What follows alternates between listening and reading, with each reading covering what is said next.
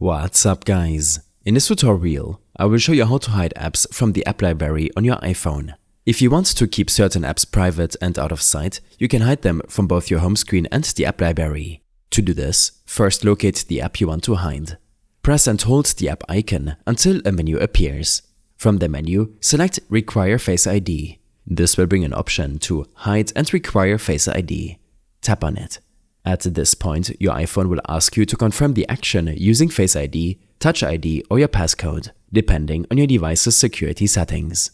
Once confirmed, the app will disappear from both your home screen and the app library. It will now be moved to a hidden folder inside the app library, which is only accessible by authenticating with Face ID.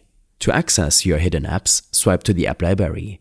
Scroll down and open the hidden folder by verifying your identity with Face ID.